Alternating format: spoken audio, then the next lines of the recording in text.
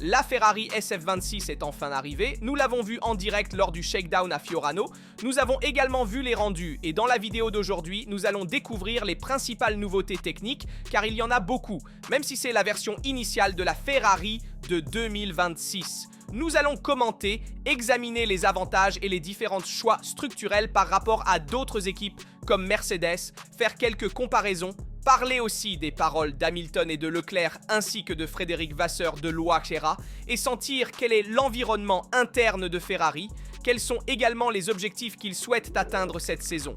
Nous allons voir tous les détails.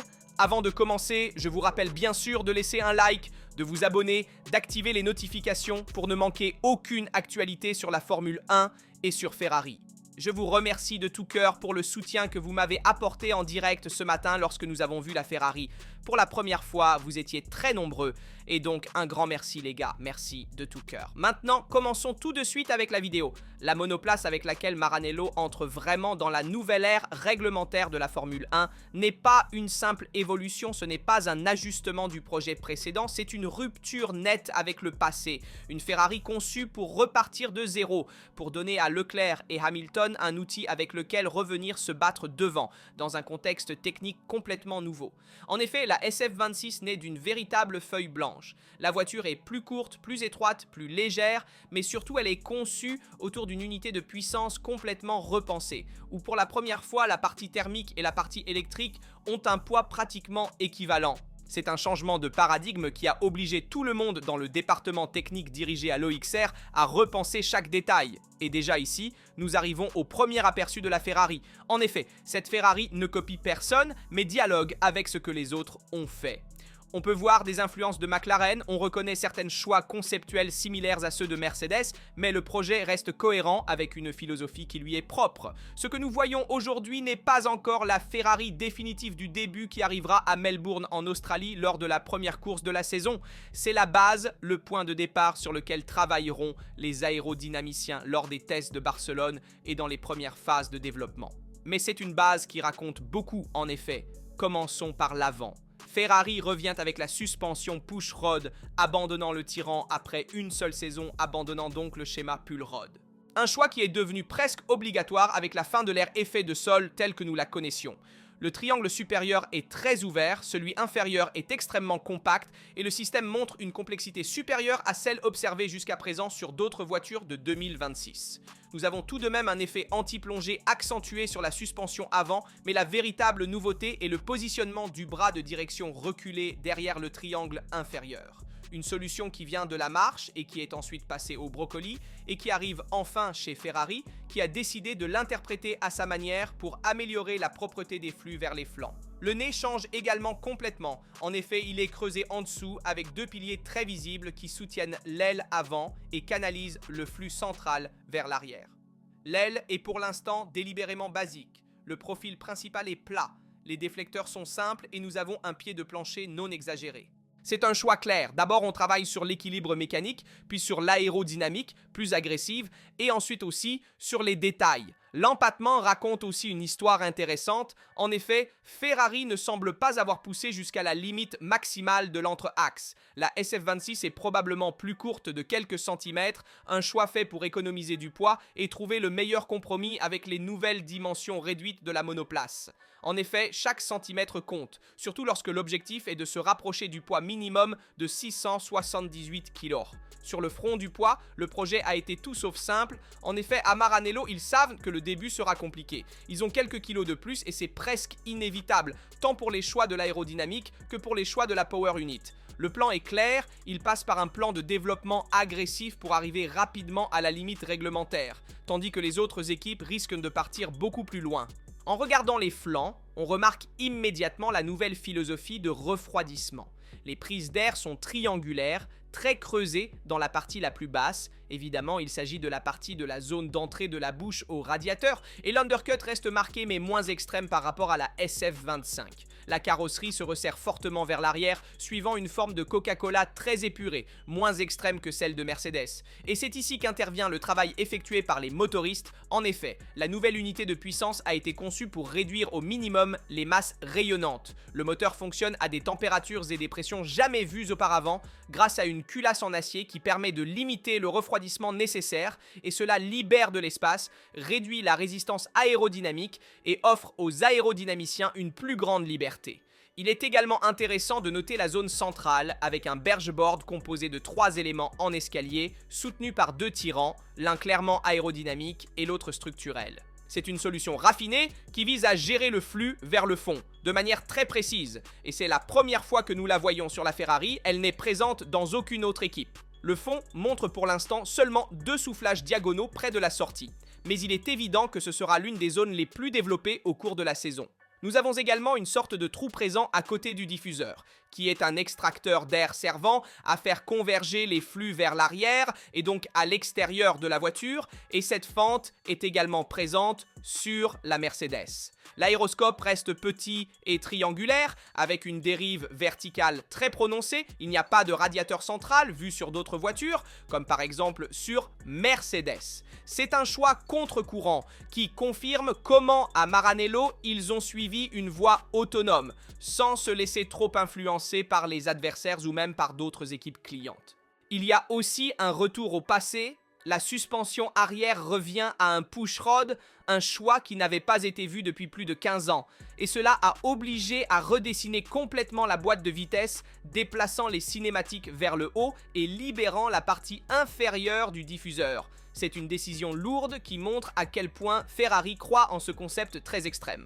L'aileron arrière, en revanche, semble beaucoup plus proche de la version que nous verrons lors des tests à Barcelone. Un profil légèrement trapézoïdal, un bord d'entrée en cuillère et des parois qui se fixent sous la structure déformable. En résumé, la Ferrari SF26 n'est pas une Ferrari conservatrice. C'est une voiture qui prend des risques, qui expérimente et qui prend des décisions fortes. Elle n'est pas parfaite, elle n'est pas définitive, mais elle est cohérente et c'est peut-être cela le signal le plus important. Ferrari ne poursuit pas, elle choisit une direction. Dans cette nouvelle ère réglementaire, la chose la plus importante est de prendre une direction qui soit unique pour essayer d'avoir le meilleur par rapport aux adversaires. Ferrari a choisi de nombreuses solutions très différentes de celles des autres équipes, comme par exemple le tirant présent dans la zone des bergeboards, qui est une solution innovante que nous n'avons vue nulle part ailleurs. Nous avons vu le retour de la suspension pushrod à l'arrière, qui n'avait vraiment pas été vue depuis 15 ans, depuis très longtemps. Nous avons également vu la suspension pushrod à l'avant, qui, si l'on veut, est presque une mission de culpabilité pour Ferrari. Ils ont fait une erreur l'année dernière en changeant trop rapidement vers le pull rod, qui oui, était une décision juste à l'ère de l'effet de sol, mais prise trop tard lorsque McLaren et Red Bull avaient déjà maîtrisé cet élément au mieux, tandis qu'en Ferrari, ils ont rencontré des problèmes de maniabilité de la Ferrari SF25. Au contraire, cette année, ils ont décidé immédiatement de revenir à un système plus simple, celui du pushrod, qui permet une meilleure maniabilité de la monoplace, d'absorber mieux les irrégularités du terrain et aussi d'avoir un travail simplifié dans la modification du setup. Donc, choix super approuvé. Mais nous devons aussi parler du shakedown de Ferrari avec Lewis Hamilton ce matin, car il y a eu quelques problèmes. En effet, Hamilton a fait un tour et s'est immédiatement arrêté. Comment cela se fait-il? Le premier à amener la Ferrari SF26 sur la piste a été Lewis Hamilton. Et nous avons entendu un tonnerre d'applaudissements du public qui a accompagné les premiers mètres avec la piste encore humide, les pneus Pirelli de démonstration prévus dans le règlement qui pour ce type de shakedown étaient froids. Ce n'était pas une simulation de performance, ce n'était pas un time attack évidemment, c'est un contrôle de l'auto pour vérifier que tout fonctionne. Et Hamilton a complété un tour, puis est rentré lentement vers les stands et la voiture a été ramenée à l'intérieur. Nous avons rencontré quelques problèmes pour remettre la voiture en marche, mais ensuite nous avons vu les tours suivants. Le septuple champion du monde a eu l'occasion de tester des éléments clés de cette nouvelle Formule 1, comme l'aérodynamique active, les volets de l'aile avant et arrière s'ouvrent sur la ligne droite, exactement comme prévu par le règlement de 1.26, et ce n'est pas un détail secondaire, car c'est l'un des points les plus délicats de cette nouvelle génération de monoplaces. Le circuit de Fiorano mesure moins de 3 km, et cela signifie une chose très claire, que le programme est réduit à son strict minimum. Ils ont effectué un shakedown rapide, 5 tours au total à partager entre Hamilton et Leclerc, et c'est suffisant pour vérifier que tout est sous contrôle avant d'expédier la voiture vers l'Espagne et vers évidemment les tests de Barcelone qui auront lieu la semaine prochaine. Avant de monter dans la Ferrari SF26, les deux pilotes descendent en piste avec des voitures de route. Et ce n'est pas du folklore, ce n'est pas du marketing, cela sert à lire la piste, comprendre le niveau d'adhérence et se faire une idée des conditions réelles de l'asphalte. À Fiorano, chaque détail compte. Même quand cela semble banal, le vrai shakedown, celui qui est important, arrivera dans quelques jours à Barcelone. 3 jours d'essai à huis clos, sans public, sans bruit médiatique, où la Ferrari SF26 commencera vraiment à raconter quelque chose de plus sur son caractère si elle va réellement tester la fiabilité de ce nouveau moteur compétent avec la culasse en acier, une solution différente de nombreuses autres équipes qui ont plutôt la culasse en aluminium classique. Cependant, celui d'aujourd'hui est un passage symbolique et technique en même temps. En effet, la Ferrari SF26 n'est plus un rendu, ce n'est plus une présentation statique, ce n'est plus une promesse, c'est une voiture qui bouge, qui respire, qui allume des systèmes complexes dans un contexte réel. Donc peu importe à quelle vitesse elle est allée, compte tenu que cela s'est bien passé et qu'il n'y a pas eu trop d'accros. De Fiorano à Barcelone commence maintenant la partie la plus silencieuse et importante du travail, et c'est là que la Ferrari SF26 cessera d'être seulement une nouvelle Ferrari, pour commencer à devenir une vraie monoplace, nous l'espérons, en lutte pour le championnat du monde. Et comme l'a dit Lewis Hamilton et Charles Leclerc lors de la présentation, il comptera davantage combien le pilote s'adaptera à la voiture, car dans un changement réglementaire aussi important, avec également de nouvelles modalités à utiliser en course, eh bien, le pilote qui saura s'adapter le mieux aux nouvelles règles parviendra à exploiter au maximum la monoplace et cela sera un élément clé. Celui qui saura mieux exploiter le moteur hybride, l'énergie électrique, le boost, ce seront des paramètres importants, tout comme l'aérodynamique active. En effet, la première chose que Leclerc a dite, qui est fondamentale cette saison, c'est la préparation. Il a fallu beaucoup de temps pour développer la Ferrari SF26. Cela fait tant de mois qu'il le développe, ça. C'est un projet extrêmement important et il y a beaucoup de pression aussi sur Frédéric Vasseur lui-même qui est à la tête de tout le projet et aussi sur l'OXR qui est à la tête de la partie technique. Mais les pilotes les subissent aussi beaucoup de pression car ils veulent être devant, ils veulent redevenir compétitifs. Avec Ferrari qui n'est plus compétitive là devant depuis quelques années, ce n'est plus l'équipe de référence et ils veulent redevenir cette équipe. Cependant, la préparation sera fondamentale, donc se préparer tant du point de vue technique et avoir la meilleure voiture là devant aidera certainement, mais les pilotes doivent aussi faire la différence. Les pilotes doivent s'habituer à de nouveaux systèmes, à l'aérodynamique active, à la gestion de l'hybride, tant de choses nouvelles qui doivent être apprises en peu de temps et qui sont ensuite appliquées sur la piste, mieux que les autres. Donc nous verrons qui réussira à faire la différence. Leclerc est prêt à le faire. Il a eu une attitude plus instinctive. Au début en conduisant la voiture comme un kart, mais ensuite il a commencé à se familiariser avec les nouvelles dynamiques de 2026 qui sont fondamentales cette année et donc à mieux comprendre l'aérodynamique active, la gestion de l'hybride, qui sont deux éléments essentiels. Hamilton, de l'autre côté, a parlé non seulement de la voiture, mais aussi de la méthode. Il a rappelé comment le KERS, depuis 2009, ensuite, sont un boost supplémentaire qu'ils ont utilisé en Formule 1, mais qui est différent de ce nouveau mode boost. Ce mode boost donne beaucoup plus d'énergie supplémentaire dans le tour, bien plus que le KERS, et doit être géré mieux que le KERS. Il est utilisé aux points les plus importants du tour, pour essayer de maximiser cette énergie, pour avoir un avantage en termes de dixièmes de temps au tour. Cela sera fondamental. De plus, il a également parlé de l'adaptation à la conduite. Il faudra changer le style de conduite de l'air effet de sol avec les canaux Venturi qui développaient la majeure partie de la charge aérodynamique des voitures. Eh bien, qui changera? Nous avons déjà vu de nombreuses voitures avec l'effet rack, de nombreuses voitures avec des bergeboards très élaborés. Nous avons également vu beaucoup d'espace à l'arrière qui est très effilé pour essayer d'avoir plus de charge à l'arrière. Donc, on reviendra à un style de conduite plus pré-air effet de sol avec des voitures plus chargées à l'avant, mais que nous verrons. On essaiera aussi de équilibrer avec l'arrière, donc le style de conduite changera aussi. Et Hamilton dit être prêt à s'habituer à ce nouveau style. Celui qui réussira à s'habituer en premier aura un grand avantage. Le réglage que nous avons vu à Fiorano était très prudent, avec peu d'effets rack, mais il est évident que Ferrari laisse de la place pour des configurations plus extrêmes à explorer lors des tests. Il y a aussi le thème des encombrements sur la Ferrari, qui raconte beaucoup du travail effectué sur la Power Unit. En effet, la nouvelle Power Unit est encore en grande partie cachée, et c'est le thème central, où toutes les voitures de la nouvelle ère sont développées autour du moteur. L'organisation des espaces est claire chez Ferrari, l'airscope triangulaire est petit, signe que Ferrari continue de privilégier le positionnement des radiateurs dans les flancs, abaissant le centre de gravité, une philosophie poursuivie depuis des années. Nous nous souvenons de la Ferrari F175 qui a fait école sur ce type de radiateur et d'unité de puissance, bien que l'hybride nécessite aujourd'hui un refroidissement énormément supérieur par rapport au passé, et cela entraîne des flancs volumineux, avec de larges bouches latérales, et une gestion de l'air chaud qui passe surtout par la zone arrière. Ce n'est pas un compromis aléatoire, c'est un choix précis, qui privilégie les flux bas vers la boîte de vitesse et le diffuseur. Même au prix de renoncer aux flancs extrêmes, vus sur d'autres projets, il en va de même pour le capot, avec les soi-disant bazookas, des volumes qui accompagnent les flux vers l'aile arrière et aident à l'extraction de l'air chaud, dans la partie de la zone Coca-Cola, qui est beaucoup plus volumineuse par rapport à d'autres équipes. Au-dessus de l'aile en dents de scie, ce n'est pas esthétique, mais cela sert à générer des tourbillons pour dynamiser le flux dans une zone clé de la voiture du point de vue aérodynamique pur. Cependant, ce n'est pas encore la Ferrari définitive, l'aileron avant n'est que le premier stade de développement. Le centre de la voiture avec bergeboard et vénitienne est une zone destinée à beaucoup changer, et même le diffuseur montre des choix différents par rapport à Mercedes, signe que les compromis aérodynamiques ont été abordés différemment, et tout cela nous amène au mot de Loïc Serra, qui est le véritable responsable de cette Ferrari SF26 et qui nous donne la clé de lecture la plus importante de l'ensemble du projet. Serra parle de flexibilité, d'une architecture pensée, juste pour ne pas être parfaite tout de suite, mais pour pouvoir grandir dans un nouveau règlement. Chaque jour passé en soufflerie compte plus que n'importe quelle préparation.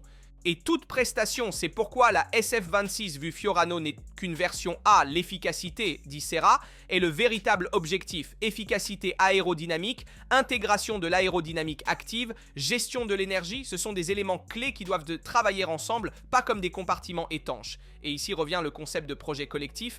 La Ferrari SF26 n'est pas la voiture d'un département, mais le résultat d'un travail transversal entre le châssis, l'aérodynamique et l'unité de puissance. Le message au fond est clair, Ferrari ne sait pas encore si cette voiture gagnera, mais sait que pour rivaliser dans cette nouvelle ère de la Formule 1, elle ne pouvait pas se permettre d'être prudente. La SF26 n'est pas une promesse de succès, c'est une déclaration d'intention. En effet, la phrase la plus importante de la présentation est que la Ferrari SF26 est une voiture née pour contrôler le mouvement. En effet, chaque flux sur la SF26 est étudié pour être dirigé vers une partie précise de la monoplace. Il faut maintenant voir s'ils obtiendront ces retours également sur la piste lors des essais, mais on voit que surtout à l'avant, près de la zone de la vergeboard où se trouve la suspension avant, nous voyons qu'il y a beaucoup de bras, beaucoup d'appendices aérodynamiques qui servent à diriger les flux vers la meilleure partie de la voiture. Et cela parce que chaque étude de l'aérodynamique a été faite dans le détail. Et nous ne sommes qu'à une version initiale, nous verrons comment Ferrari avancera dans son développement, et nous voyons aussi certains concepts qui sont passés au second plan lors de la présentation et du shakedown. En effet, nous devons faire une première comparaison entre la Ferrari SF26 et la Mercedes SV17 qui met en évidence un fait clair. Les deux équipes ont interprété le règlement 26 en suivant des philosophies différentes, surtout dans la rare clé du fond, de l'aileron avant, de la gestion des flux et du diffuseur. En effet, Ferrari a adopté une solution très évidente dans la zone de remplissage du diffuseur, avec une structure large et verticale, une véritable porte de grange, conçue pour gérer de manière agressive les flux sortant du fond. Mercedes utilise également une solution similaire, qui est ce perçage, disons, près du diffuseur, qui sert à extraire au mieux les flux, mais les dimensions sont légèrement plus généreuses chez Mercedes par rapport à Ferrari, signe d'une plus grande emphase sur le contrôle de l'extracteur. En revanche, les interprétations de la zone devant le fond divergent nettement. En effet, Ferrari choisit une entrée beaucoup plus étendue, qui occupe entièrement le volume réglementaire autorisé, tandis que Mercedes insiste fortement sur le concept de persienne, maximisant le nombre et l'efficacité des éléments horizontaux, pour conditionner le flux latéral et protéger le fond des turbulences des roues. Le nez représente également l'une des zones de plus grande divergence. En effet, la Mercedes V17 présente un nez plus haut et élancé, tandis que la Ferrari SF26 adopte une transition plus épaisse vers les pylônes, soutenant l'aileron avant. Selon certaines rumeurs provenant du département aérodynamique du paddock, c'est précisément l'interaction entre les pylônes et le nez qui serait l'une des zones avec le plus grand potentiel de performance dans le nouveau cycle réglementaire. Enfin, il y a les nageoires verticales arrière qui sont également très différentes entre les deux voitures, avec des solutions principalement pensées pour la stabilité en lacet, un aspect de plus en plus critique, avec des voitures moins chargées et plus dépendantes de l'efficacité. Ni Ferrari ni Mercedes n'utilisent actuellement de dive plan sur l'aileron avant, c'est-à-dire des solutions aérodynamiques plus extrêmes. Le règlement n'impose pas leur utilisation, rendant les composants modulaires qui pourraient apparaître par la suite, mais l'absence initiale suggère une phase de développement encore prudente sur l'avant en attendant des données plus solides. Particulièrement intéressant sur la Ferrari, une solution jamais vue auparavant à Maranello, ce sont les deux tirants diagonaux à double fourche, qui contribuent à stabiliser les bergeboards. Mercedes utilise un élément horizontal unique plus conventionnel si l'on veut. Le choix de Ferrari apparaît unique dans le paysage actuel et souligne une approche moins conservatrice. Une solution déjà observée sur la Haas est confirmée, à savoir le tirant de direction qui est positionné au-dessus du bras avant de la suspension inférieure avec la crémaillère reculée et une configuration très similaire à celle vue également sur la McLaren MCL 39 de l'année dernière. Le bras inférieur lui-même semble décomposé en une structure à deux éléments, suggérant une gestion plus raffinée des géométries anti-plongée et aussi anti-squat. Ferrari et Mercedes convergent en revanche sur un autre détail, à savoir les prises d'air des freins avant, qui sont placées derrière le déflecteur, une solution qui maintient le flux propre le long de l'endplate et derrière le pneumatique, réduisant les interférences aérodynamiques. En revanche, du côté moteur, Enrico Guartieri a déclaré que c'était un défi complexe. Maranello choisira d'utiliser des biocarburants Shell 100% durables, renonçant à utiliser des e-fuels synthétiques, un choix qui, évidemment, à long terme portera ses fruits et sert à optimiser l'efficacité du système thermique pour mieux recharger la partie électrique du moteur. Le projet de la SF26 est entièrement développé sous la direction d'OXR. Nous avons parlé des suspensions, la configuration pusher à l'avant et à l'arrière, l'angle anti-dive du triangle supérieur avant est extrêmement agressif, car ils ont voulu prendre des risques chez Ferrari. Nous verrons un peu si tous ces choix très agressifs de la rouge, certains même uniques, vont ensuite converger vers de meilleures performances. La comparaison avec Mercedes met en évidence deux approches complètement différentes. Je suis à la fois orienté vers la maximisation de l'efficacité et le contrôle des flux, dans un règlement qui récompense l'intégration entre la dynamique mécanique et l'unité de puissance.